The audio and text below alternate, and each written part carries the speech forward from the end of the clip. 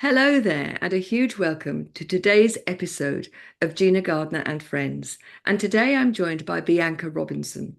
Bianca is the CEO of CEO Sleepout. Bianca, a huge welcome. Thank you very much for joining me today. Hi, Gina. Great to be here.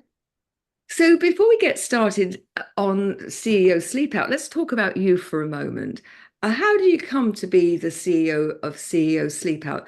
Tell us your story. Oh, my story is not a straight line, as most people's aren't. CEO Sleepout wasn't my baby. I had been aware of something similar that goes on in Australia. And by the way, you will hear an accent. I'm actually a Kiwi. But you know what? I keep a bit of a tab on what's going on down in the Southern Hemisphere. And CEO Sleepout was started there. But I was in Middlesbrough running my own business. And in 2013, a man called Andy Preston set up a charity called the Middlesbrough and Teesside Philanthropic Foundation.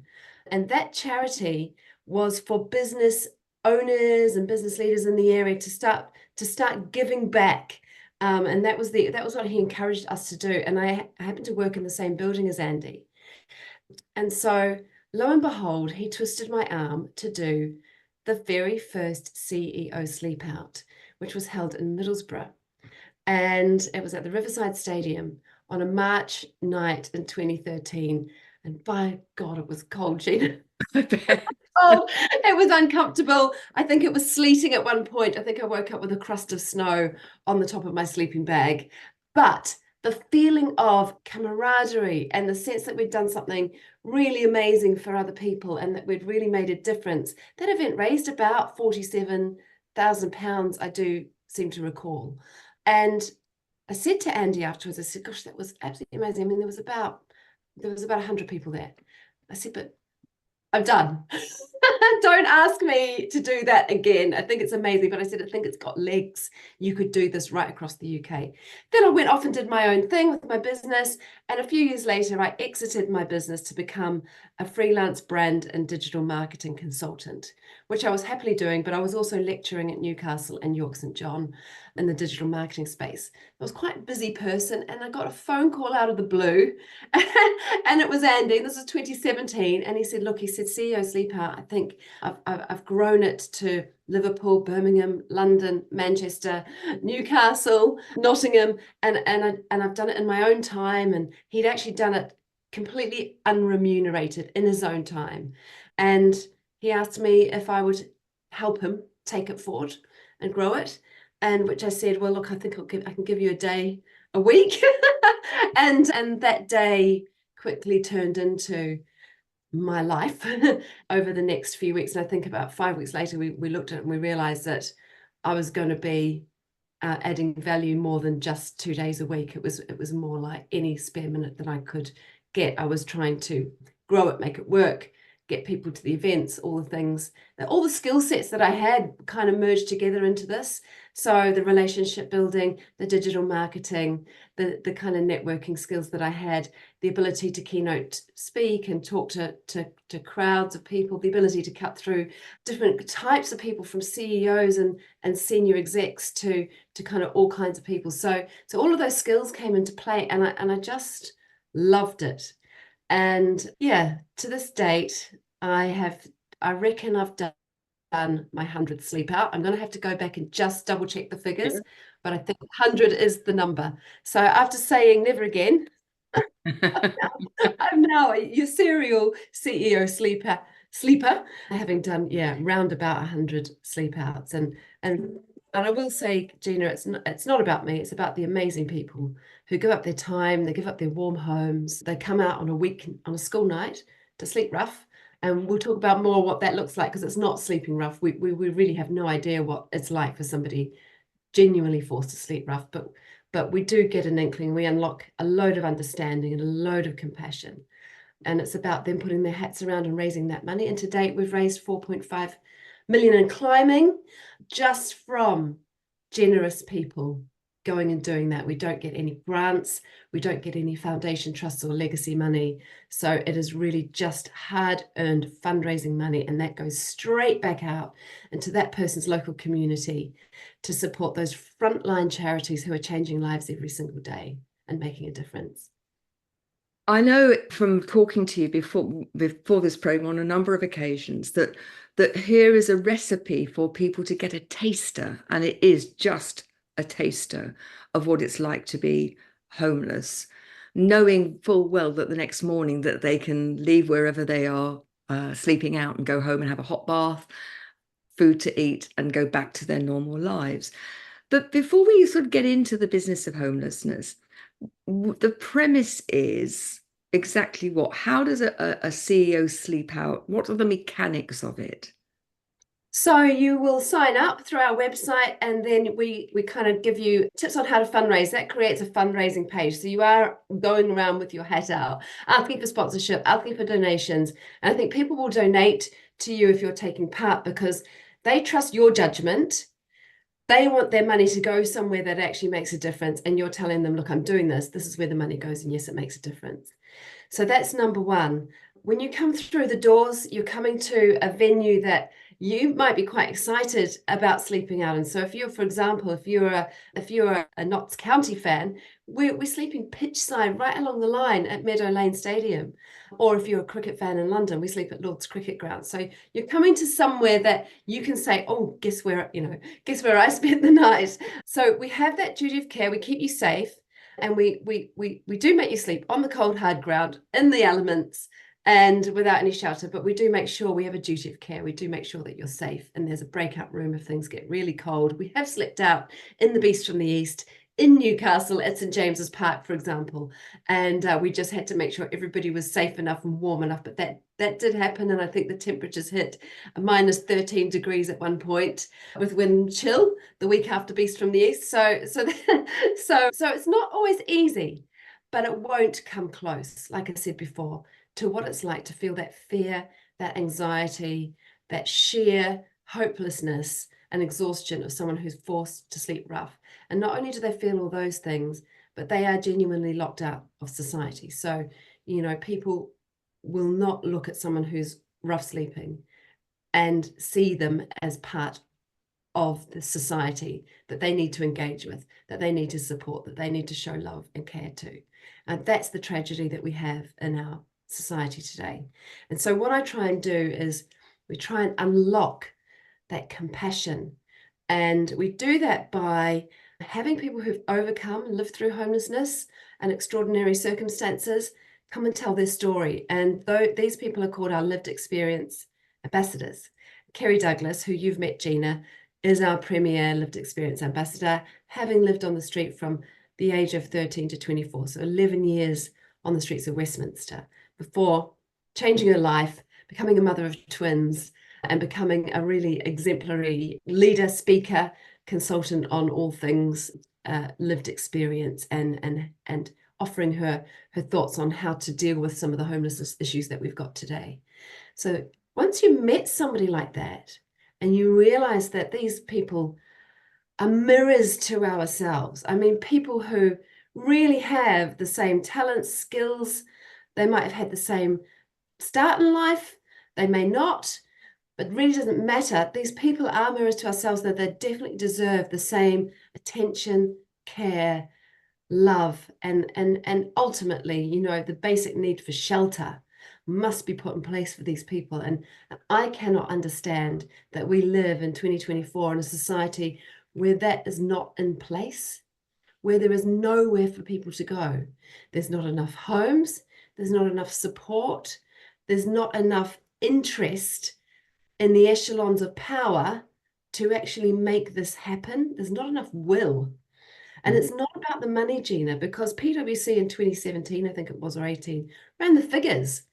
And they uncovered the fact that it would be the cost to society is far less if we actually put money behind solving this issue over a 10-year plan than it would to let this issue roll and escalate the way it has done, because the cost to society is vast. And I mean pressure on every single service that you can think of, from NHS to policing, to just absolutely everything. So let's get it solved. I'm really keen to find a solution to this big problem in society. That's going to be my next step with CEO Sleepout. And yeah, I mean, who knows if it can be solved, but I would like to bang heads together with every stakeholder and let's see if we can try it, Gina. The interesting thing for me is that unless we actually start to look at this very differently, the cycle of deprivation and homelessness, and we're going to talk after the break about reasons for people becoming homeless, that just continues. And you talked about the calls upon our resources. My godson is married to a paramedic, and we've talked about homelessness a number of times. And she's in the South End area, coastal town.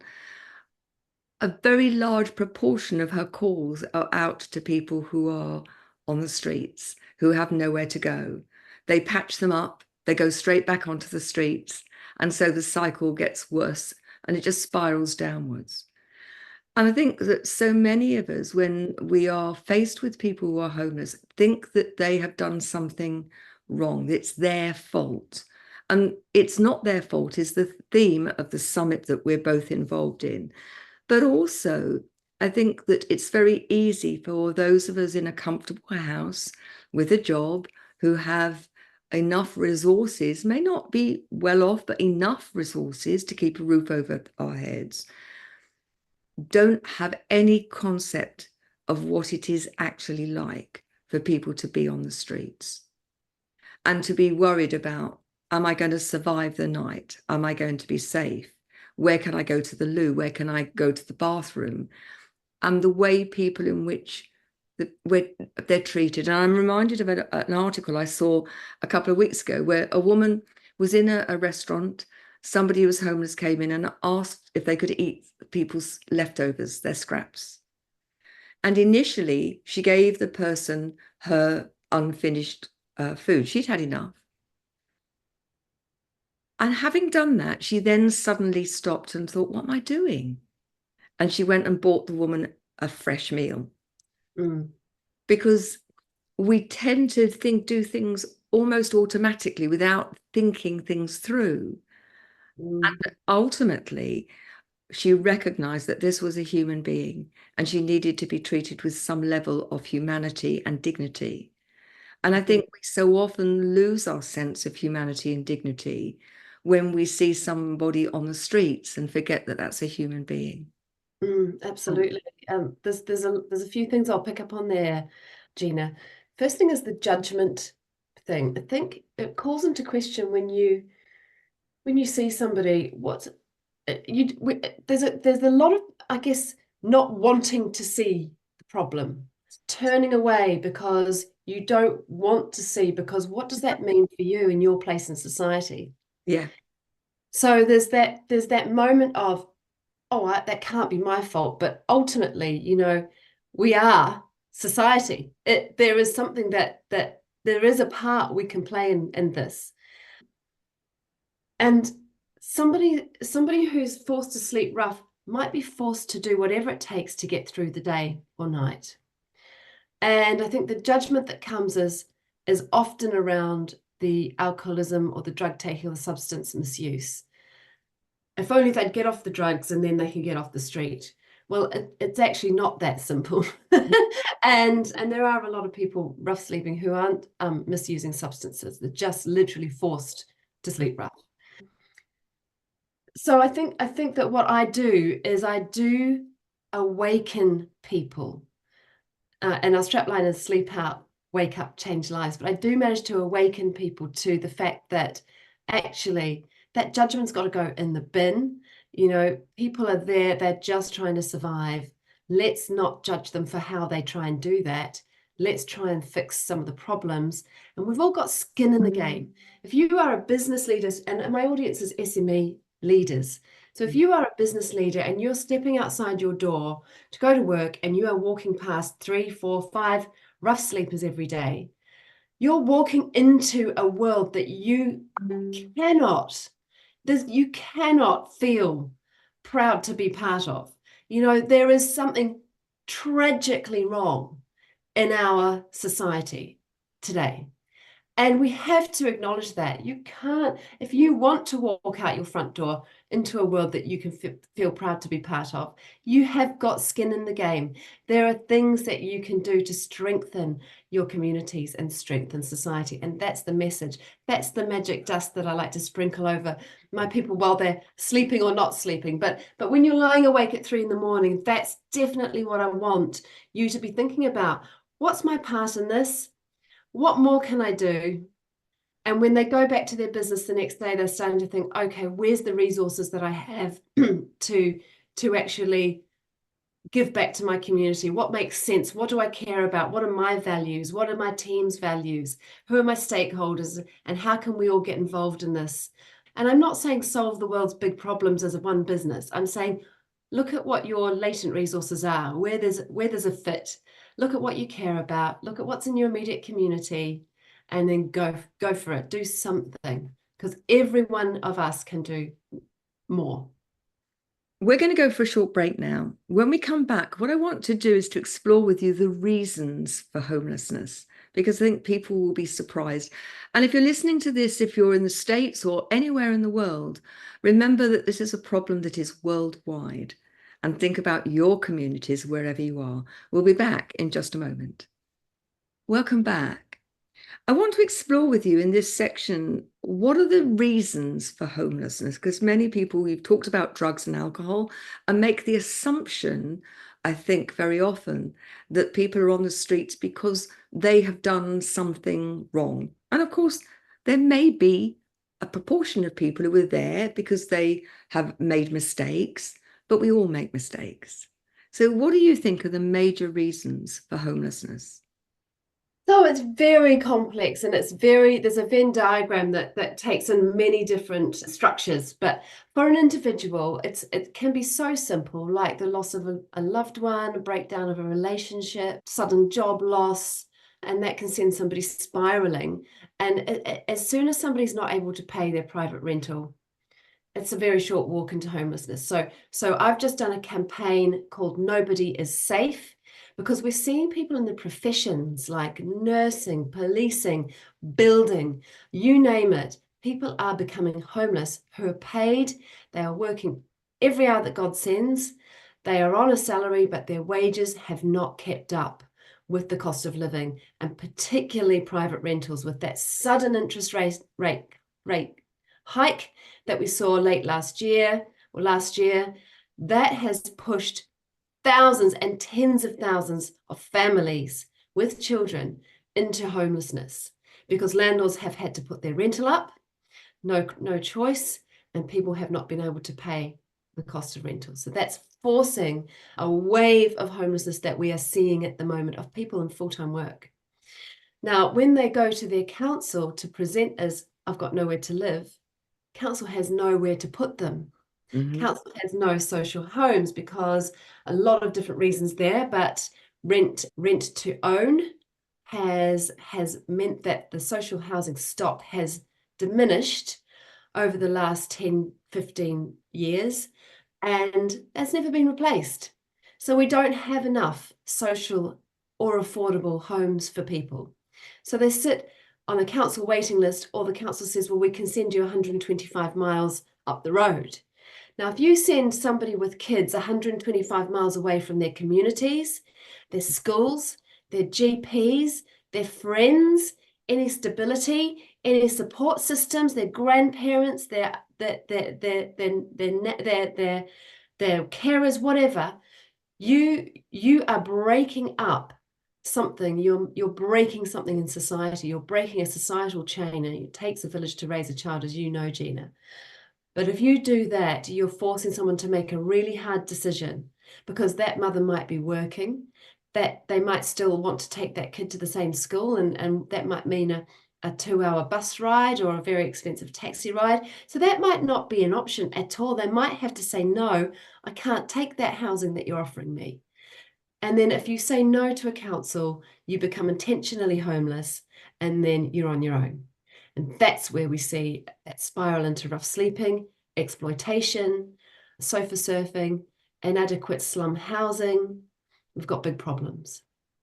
Interestingly, I think that when people are offered some accommodation, how often that is a room in a hotel with no facilities, family sharing the whole family sharing a single room. So they've got no cooking facilities, which means they've got to live on ready-mades. They've got to live in a very different way. Children can't do their homework uninterrupted. They've had to move schools, and we know from the research that children take at least 6 months to settle in to a new school. And by that time, they may have moved several times. I think it's really important to recognise too, the reason that you and I got together was through Fatima's UK campaign, which is trying to revolutionise the care system in the UK. And that the statistics are stark.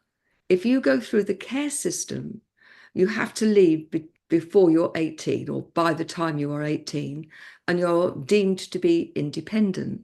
Well, any parents listening out here will know that your children at the age of 18 maybe think they're independent, but they're constantly coming back for advice, support, the bank of mum and dad, whatever. But these kids are pretty much on their own. And within 2 years, 30% of those children who've been in care are homeless.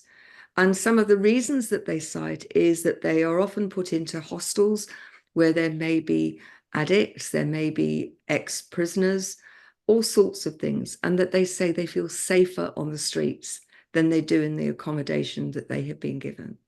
Yeah. Or they can't keep up the payments for that. Just run through some of the other reasons that you think that people are, or from your experience, that cause homelessness. Yeah, well, you're right. The care system is probably the shortest walk to homelessness that there is. I mean, it's really got to be fixed. And I think if Fatima's campaign is successful, which I feel like it's going to be, the multi-stakeholder approach is, I think, where it's at. We could see if we implemented a change in the care system to make sure those children had the stability, the love, the care, the nurturing, the access to opportunities, and the education they need. I think we could see a turnaround in 15 years, because that's a very short space of time from a 5-year-old to a young adult. Yes. So, we could see a real change in society in 15 short years. But we've got to make this happen. We've got to create this roadmap for how the care system can be overhauled. So I'm really behind that, number one. And I think you've also got prison leavers. Now, they are now giving prison leavers a tent to go out with, because they know that the majority will not have a home to go to. And I just think there's a lot of loose ends, let's say, that we tidy up, that not only gives that individual the best start, but we've got to think societally. What about when we do this, the knock-on effects to us can only be positive. We can only create a stronger and healthier society.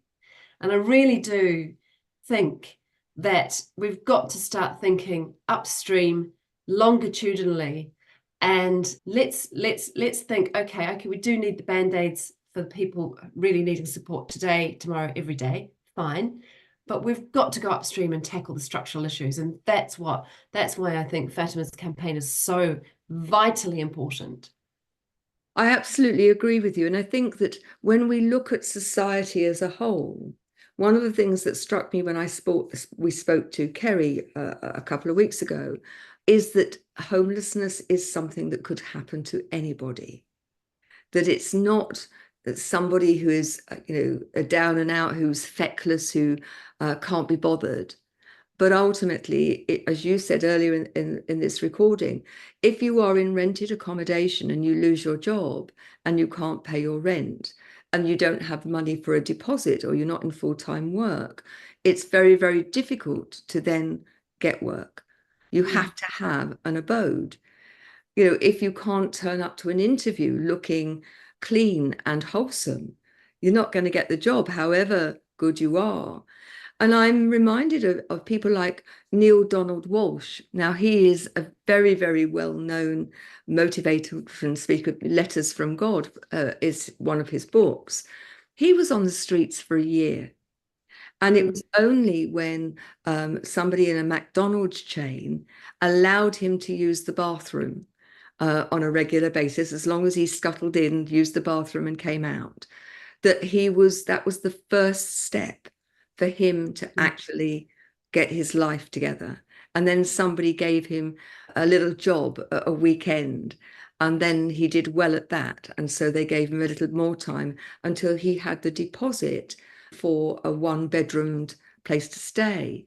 And it's these seemingly small things which can make a profound difference. Somebody believing in you and saying, yeah, I'll give you a job, or I'll allow you to do this, that can turn around and make the difference to people who are already on the streets. And I absolutely agree with you. There needs to be the process for people who are already on the streets to help them. And how do we as a society start to tackle these many pronged, these many layered issues that mean that people get into difficulty and end up on the street in the first place? Absolutely, and I've known Neil Donald Walsh's story since I was 22. It was life-changing for me, reading Conversations with God. And just to caveat that I'm not a religious person, but Conversations Neither is the with book God, really about a yeah, it's religion, just is a it? book about how we live how to live life, really. It was kind of a life manual for me at 22. It was life-changing, Gina, just to put it out there. And sometimes I revisit the book. But anyway, yes, that was eye-opening for me. And it's about kindness. And we do have a lived experience speaker called Paul Haig. And he was in a very desperate situation in Llandudno in Wales. And his keynote is really about moments, fleeting conversations with people who showed him loving kindness. And those tiny moments and kind gestures stay with somebody and can actually help them start to see the light and believe in themselves. And Kerry has the same stories. You know, when you feel worthless, you can't reach for those thoughts about yourself, those affirmations. You can't see where you could contribute because society is feeding back to you all day. You don't exist. You don't exist. I don't see you. I don't see you. You're worthless. But when one person feeds back to you that you're not worthless, you know, and you have the ability to believe it for that moment and hold on to it, I think you do have the ability to then change the course of your destiny.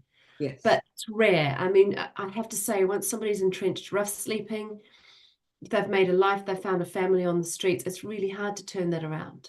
I think upstream is definitely where the resources and energy, you know, a good part of the resources and energy needs to go. Now, Finland has cracked it. They've cracked it. They're a wealthy country, but that wealth has gone straight back into society to make sure that they've got a stable and caring society. They believe in housing first, which is currently being trialled in several cities in the UK, including Manchester. But housing first essentially means that if somebody finds themselves homeless and they have not got the money to pay a private rental, they will go immediately into housing. And this happens if it's a money issue, if it's a mental health issue, if it's a substance abuse issue, doesn't matter what the issue is, that person gets housed, and they get housed with the appropriate wraparound care to make sure they can cope in that house, because not everybody who's given a home can cope.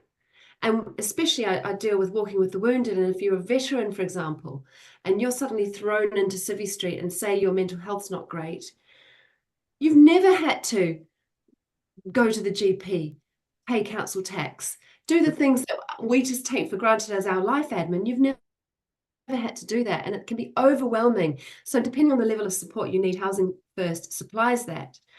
And I think we need to get to a place in the UK where we look at that model that's working so well. It's eradicated homelessness. And yes, our population is far greater and denser, and we've got other social problems to look at. But if we can get to a place where Housing First is viable in every borough in the UK, and councils are given the resources they need. Now, this is magic money tree stuff, because councils are cutting their cloth like you would not believe already. And it's tough. They have to make tough decisions. Where does their money go?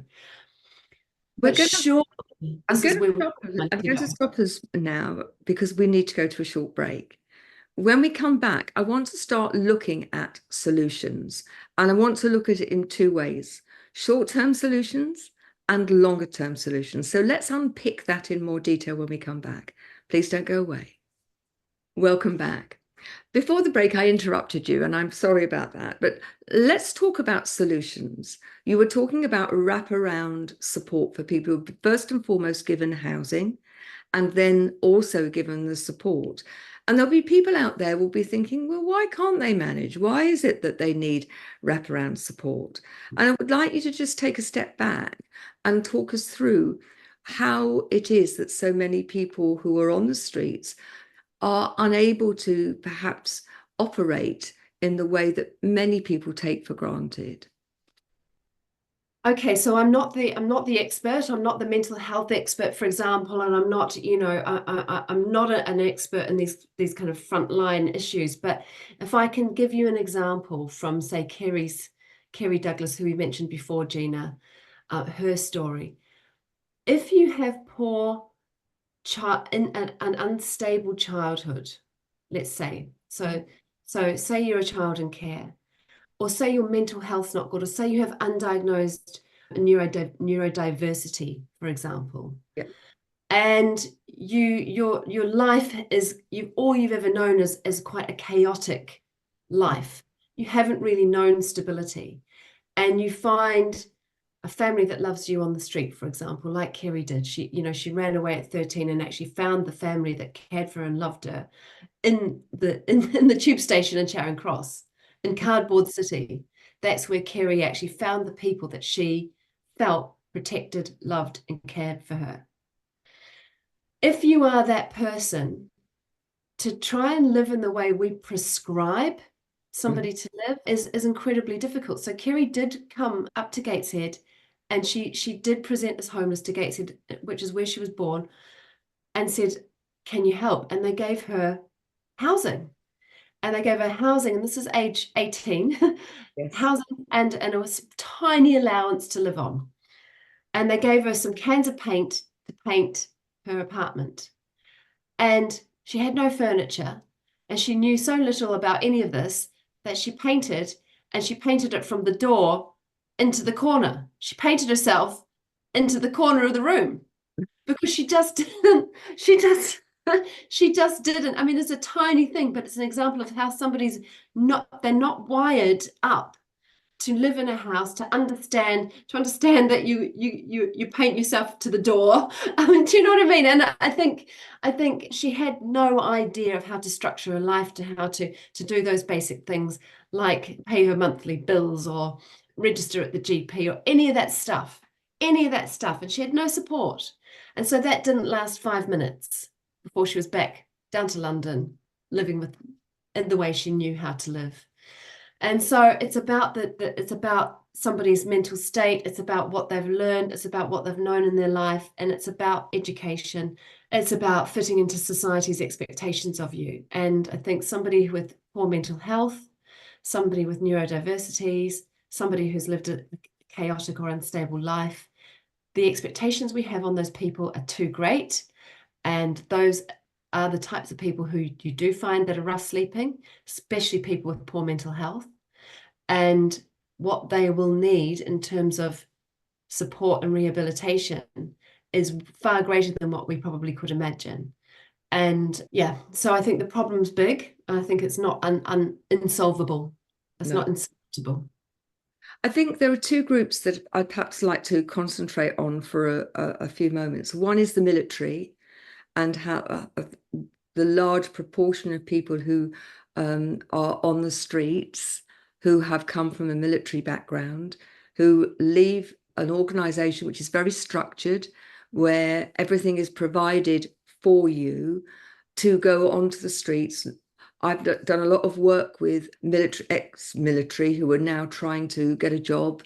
And although there is support in the Army and the Navy and the Air Force, and I don't want to say anything against them, sometimes it's not the support that people need at the time they need it. and it doesn't go on long enough when people actually leave the military, particularly if they're struggling with PTSD, if they are struggling to find their place in society. And what I recognized when I worked helping people to create CVs and do interview technique is that they don't see the transferable skills.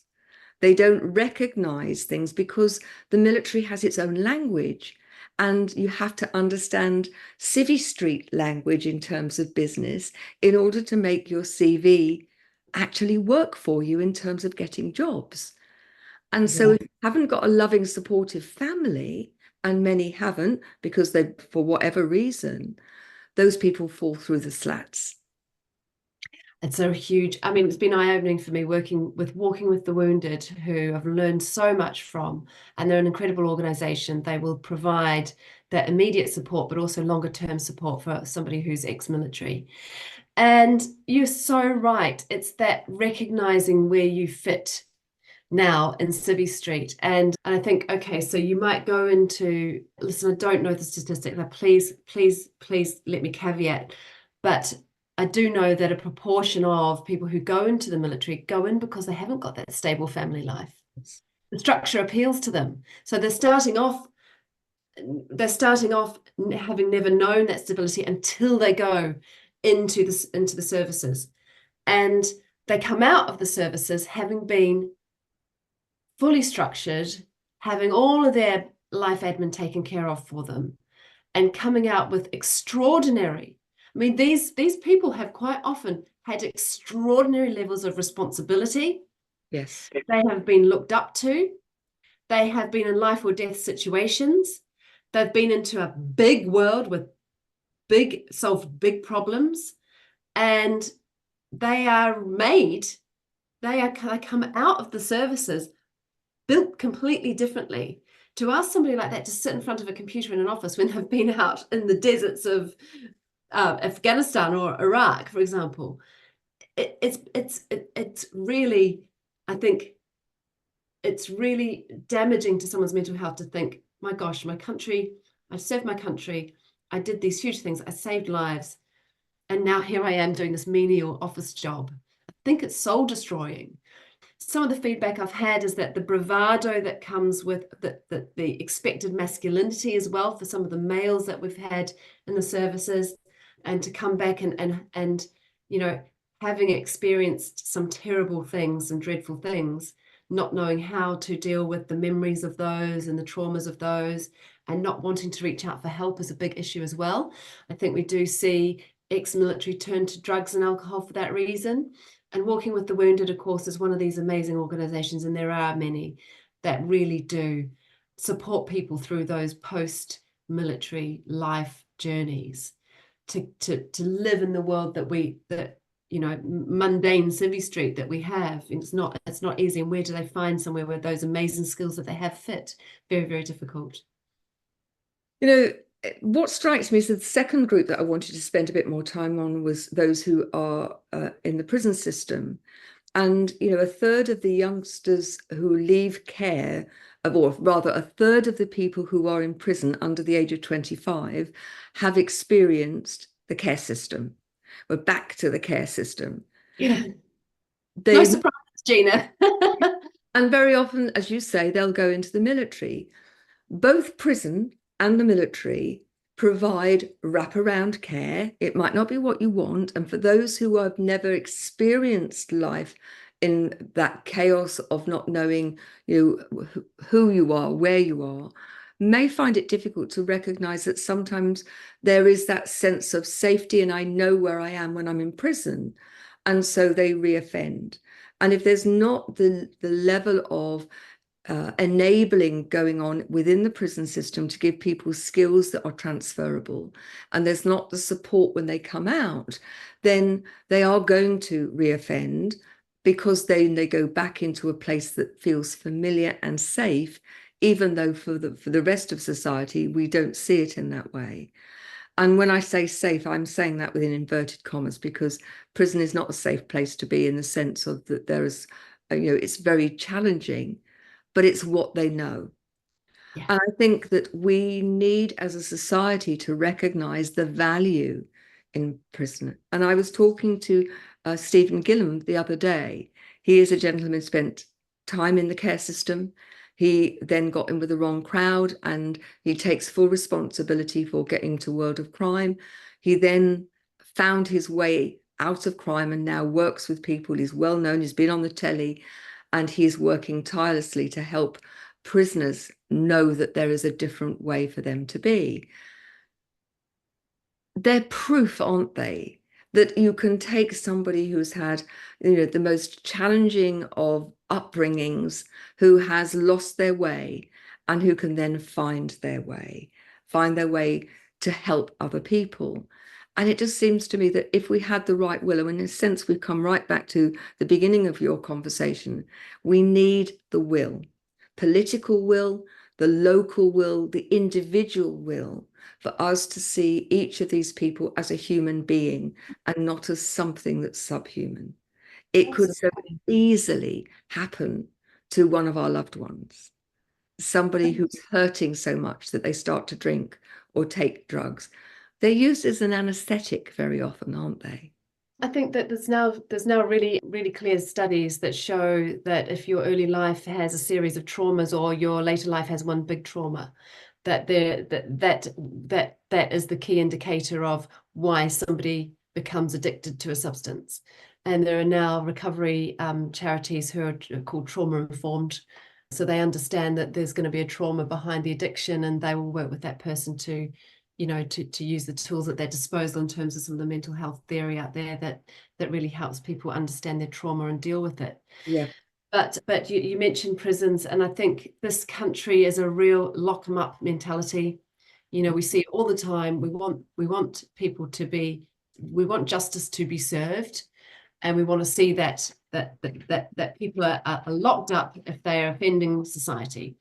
And currently we've got our prison places are stretched to the limit, and we've had to release 2,000 prisoners in the last 2 weeks. And suddenly it's creeping back up at the rate of knots again. So we're going to be hitting the prisoner ceiling again. But if you look at, again, the Scandinavian countries, and particularly Finland and Norway, you will see that the re-offending rate is incredibly low. I don't have the data to my fingertips, Gina, but I really urge you listeners to look this up, because the rehabilitation is so and how they will treat those prisoners is they do start to give them bits of responsibility over time, so that they can start to manage their own sort of patch and grow their own vegetables, and there's lots of rehabilitation work that goes on, and the reoffending rate is affected. So my question to people out there, listening in the US or the UK, who've all got this prison lock 'em up mentality, is what do you want to see in society? Mm-hmm. Do you want prisons that are overflowing, or do you want people who can come out of prison rehabilitated and productively add to society in terms of have a job, mentor others, pay tax, be a positive contributor to society? Now, that's not always, that rosy picture isn't going to always happen. It's not always going to work, but the data doesn't lie. Mm-hmm. The data doesn't lie. If you look at these studies and what they've achieved, you'll be blown away, and we could do that here. But getting it past the British public, Gina, is the first thing, because the way our governments work, and it's the same in America, is the public moves first. Society moves, then policymakers go, oh, what's that? What's that noise over there? We better do something about that. And then they react. And I think there's a huge difference, isn't there, in terms of if somebody is a danger to society, and I mean truly a danger to society, Sure. then that's very different. But we are talking about people who are probably more of a danger to themselves than they are to society. I do accept that if somebody robs you, if somebody is stealing from shops, being antisocial, then you need to do something. But it's what we do with them when people go into prison, how we deal with people and engage with them, I think that makes such a difference. But it's also, let's go upstream for a second as well, Gina. So if those young people who might be shoplifting, for example, or terrorizing in Middlesbrough, we've got a terrible problem with gangs of young people terrorizing neighborhoods on bikes, Yeah. rocks and stuff like that. And lock them up's not the answer. More youth investment, more youthies, more youth mentors, more youth experiential stuff. Get them outdoors, solving problems, playing, having adventures, whatever. Get them into music, get them into sport, all these things, CEO Sleepout will actually fund organizations that inspire young people and keep them busy, keep them on track through the power of sport. For example, Diane Modal, and Fatima Whitbread, of course. We're going to go for another break, but when we come back, I want to continue the conversation about the things we can do, because it's all very well dealing with a problem, but there are solutions that are already going on out there. So don't go away. We'll be back after the break.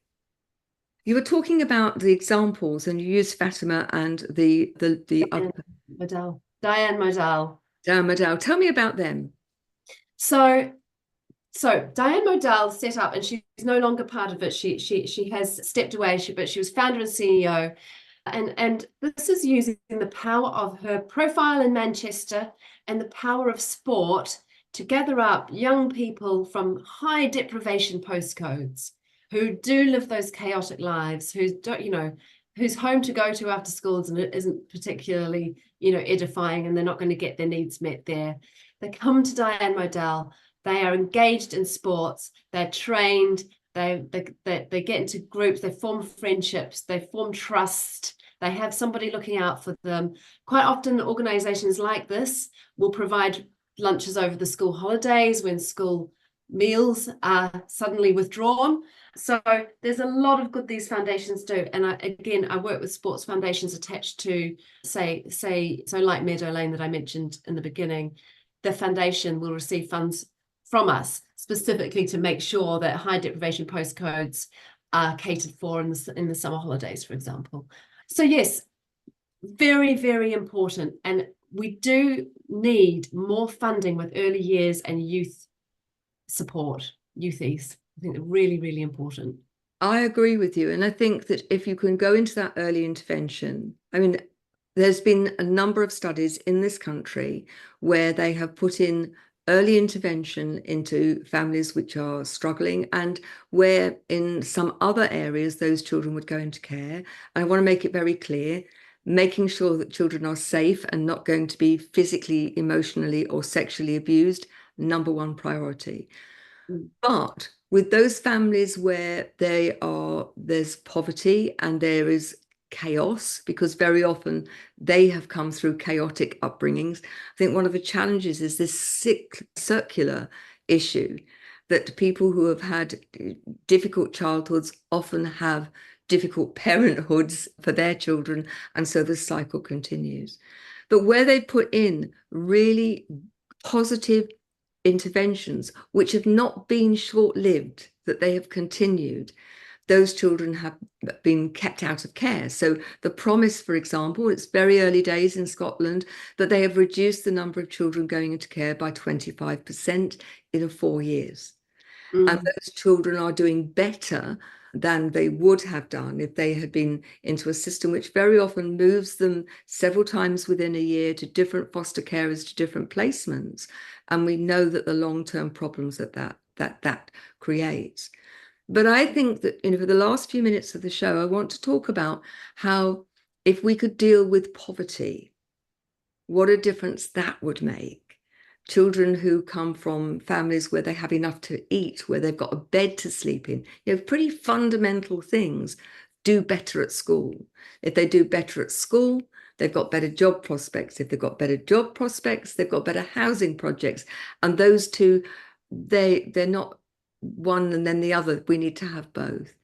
What are your views? What are the things if I gave you a magic wand and said, here you are, you're going to create some changes, what would they be? Poverty is the big one, and for me, it's the most heartbreaking thing that we just,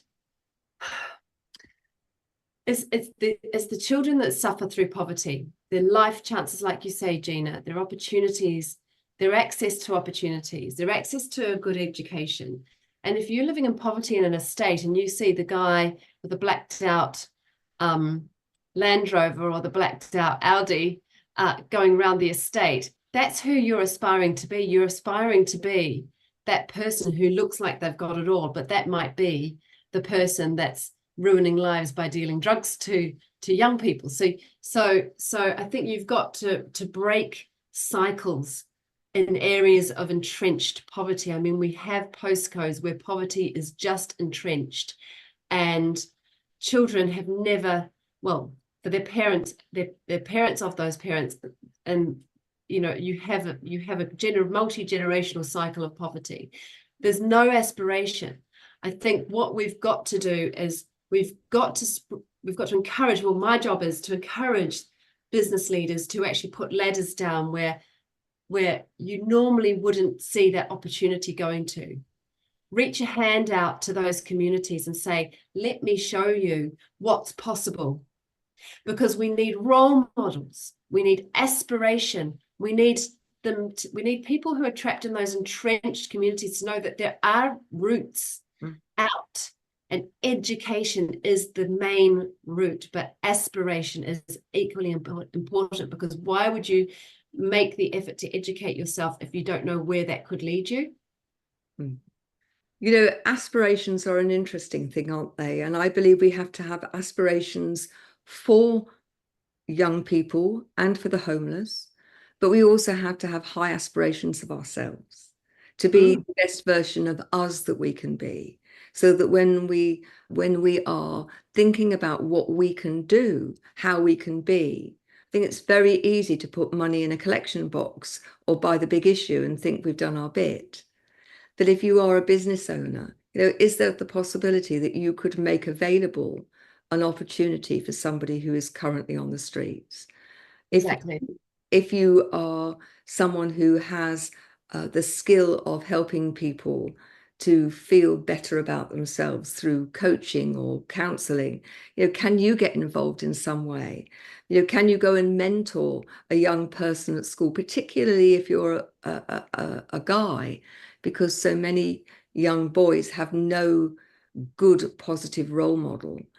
How can you get involved? And if you're a family person, how can you engage in education? Again, if you're a man, show your child that you read, because I know, having been a head teacher, a principal for all those years, that children who had positive role models from their fathers around reading and schooling did better. Mothers, of course, they need that as well. I'm not suggesting for one moment that it doesn't matter about mothers, but if there is a father figure who also engages in their education, then they, generally speaking, do better. Yeah, absolutely, Gina. And I'm involved in a couple of organizations that do go into schools and start to inspire young people. And I think, yeah, more please. But I mean, my message is like you say, I leave the business owner with that feeling they're lying there at 3 a.m, feeling cold, feeling uncomfortable. And hopefully they are thinking, what more can I do? Where's the best fit for me? What do I care about? What does my business have that we could easily offer that's not going to cause me a headache? And then the solution will arise out of that.